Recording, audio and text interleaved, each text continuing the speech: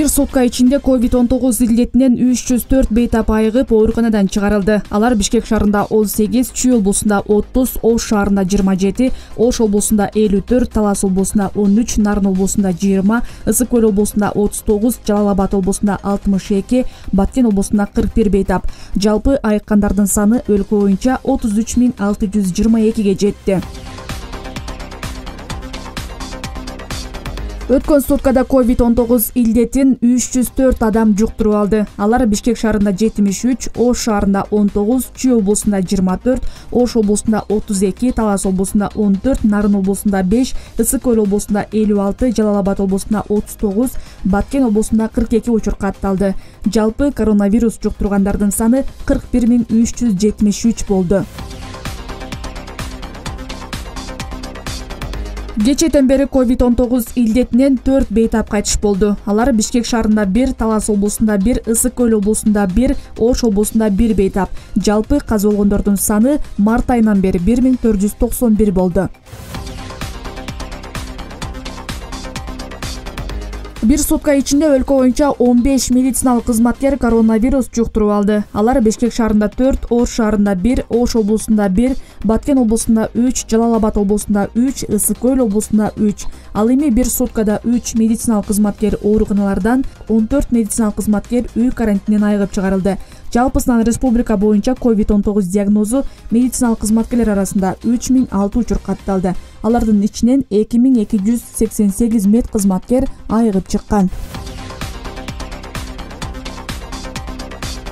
Премьер-министр Кубатбек Боронов жылытуу мезгилине даярдык көрүү маселеси боюнча кеңешме өткөрдү. Бул тууралуу өкмөттүн аппараттын маалыматтык камсыздоо бөлүмү билдирди. Ар бир министрлик жана мекеме алдыдагы жылытуу мезгилинин даярдыгына жоопту. Күтүлүп жаткан суунун деңгээлинин төмөндүгү жана өлкөдөгү эпидемиологиялык кырдаалды эске алуу менен даярдык иштерин кылдат жүргүзүү шарт. Аба ырайынын суук болушун күтүп, иштерди созуктурбаш керек. Бир айдан кийин бардыгы даяр болсун, деди Кубатбек Боронов. Финанс министринин маалыматына ылайык, жылытуу мезгилине даярдык көрүү иштерин каржылоо бекитилген график боюнча жүргүзүлүүдө. Медиктер менен мугалимдерге мамлекеттик ипотека берүү үчүн Евразия турукташтыруу жана өнүктүрүү фондунан 25 миллион доллар алуу пландалып жатат. Бул тууралуу мамлекеттик ипотекалык компаниянын төрайымы Эльмира Абджапарова брифинг учурунда билдирди. Анын айтымында донорлор менен сүйлөшүүлөр жүрүп, узак мөөнөттүү жана арзан каражат изделип жатат. Ошондой эле ал Германиянын өнүктүрүү банкынан 10,5 миллион евро өлчөмүндөгү гранттык каражатты берүү жөнүндө макулдашууга кол койганын билдирди. Мындан тышкары Азия банкы менен инвестиция жана техникалык жардам боюнча сүйлөшүүлөр жүрүп жатканын кошумчалады. Бүгүн 14 августта Бишкекте шайлоонун калыстыгы жана аныктыгы, ишеним менен туруктуулуктун кепилдиги деген аталышта коомдук партиялардын каржы фондунун ачыктыгы, талапкерлердин тизмеси жана башка маанилүү маселелер боюнча талкуулот. Бул тууралуу Борбордук шайлоо комиссиясы маалымдады. Талкууну ПРООндун Кыргызстандагы өкүлчүлүгү Борбордук шайлоо комиссиясы менен чогуу өткөрөт. Жогорку кеңештин 7-чакырылышына депутаттарды шайлоо быйыл 4 октябрга дайындалган. Борбордук шайлоо комиссиясы Жогорку кеңештин депутаттарын шайлоого катышуу ниети бар партиялардын ичинен 3-өөнү тизмеден чыгарды. Алар Кыргызстан коммунисттеринин партиясы, Агрардык партия жана Жаратман партиясы. БШКнын басма сөз катчысы Руслан Изрековдун Азаттыкка берген маалыматына ылайык, Кыргызстан коммунисттеринин партиясы шайлоого катышуудан өз эрки менен баш тарткан. Ал эми Агрардык партия жана Жаратман партиясы шайлоо фондун мөөнөтүндө ача албаган үчүн жарыштан чыгарылды.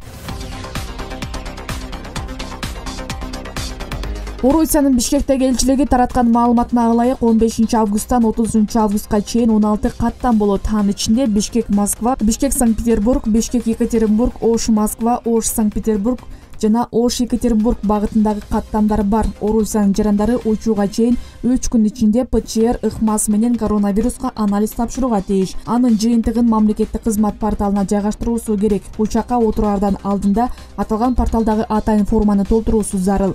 Орусияга барууну каалаган кыргызстандыктарда учууга чейин 3 күндөн эрте эмес убакта ПЧР ыкмасы менен Банецк лабораториясынан коронавируска анализ тапшырууга тийиш. Кыргызстандыктар Орусияга киргенден кийин башка чет өлкөлүктөр сыяктуу эле 14 күн изоляцияга алынышат. Ушул жылдын 17 августунан тарта 2017 жылкы үлгүдөгү ID картанын баасы кымбаттайт. Бул тууралуу мамлекеттик каттоо кызматы билдирди. Баанын жогорулашына акысыз бланктардын чыгарылбай калганы себеп болду. Беле кетсек, 2017 жылдан бери мамлекеттик каттоо кызматы жарандарга атайын чип орнотулган паспорт берип келет.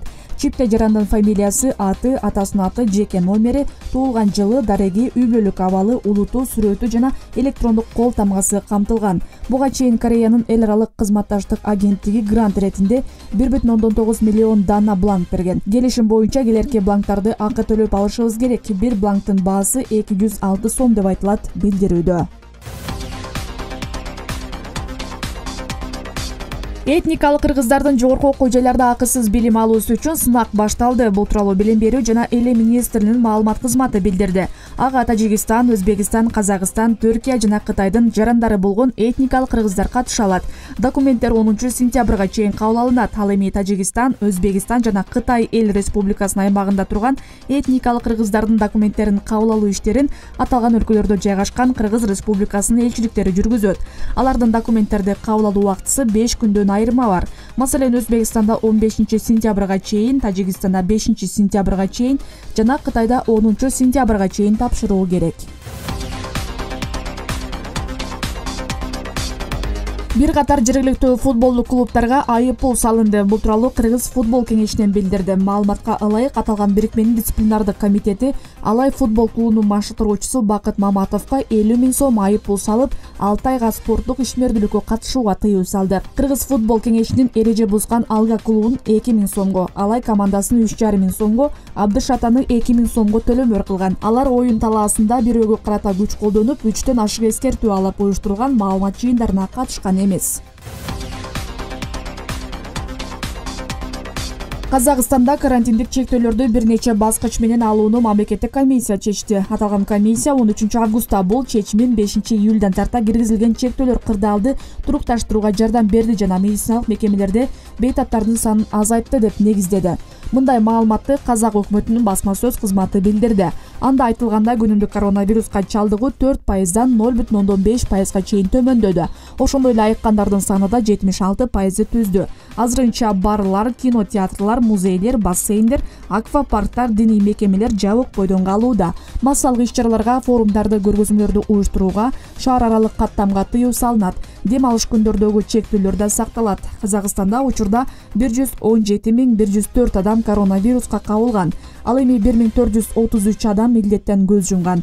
Казак өкмөтү 8 августтан тартып коронавирус менен пневмонияны чогуу санай баштаган.